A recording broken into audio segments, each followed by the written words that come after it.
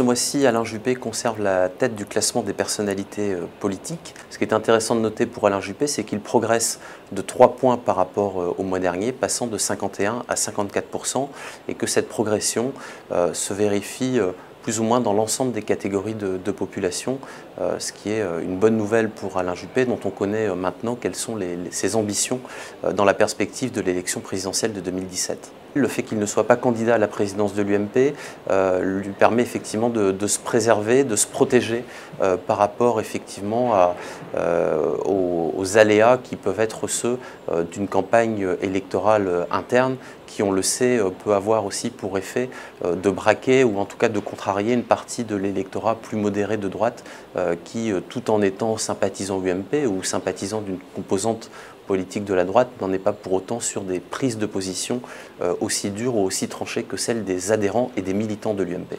Le second enseignement de notre observateur politique pour le mois de novembre, c'est la progression de Ségolène Royal, qui, avec 41% de bonnes opinions, enregistre ce mois-ci l'une des plus fortes progressions du mois. Elle gagne 4 points de bonnes opinions et elle devient ce mois-ci la ministre et même la personnalité politique de gauche la plus appréciée des Français auprès des seuls sympathisants de gauche. On s'aperçoit qu'elle talonne désormais Martine Aubry qui, même si elle reste en tête des personnalités préférées des sympathisants de gauche, on voit que Ségolène Royal grappille du terrain. Alors on pense naturellement à l'actualité de ces derniers jours autour de l'affaire et du drame du barrage de Sirvin. C'est également sa volonté de mettre en place une concertation entre les différents acteurs locaux.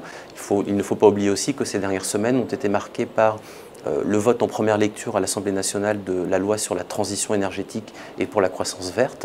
Et puis il y a également l'abandon de l'écotaxe que Ségolène Royal a porté au premier plan. Autant d'éléments qui peuvent contribuer finalement à renforcer sa position ce mois-ci. Ségolène Royal comme Alain Juppé sont des personnalités qui sont reconnues à la fois pour leur ancrage politique, pour leurs convictions et qui, même si elles sont à l'écoute aussi des Français, à l'écoute de leurs administrés, à l'écoute des citoyens, ont aussi un axe politique, en tout cas des objectifs dont ils ne se défont pas.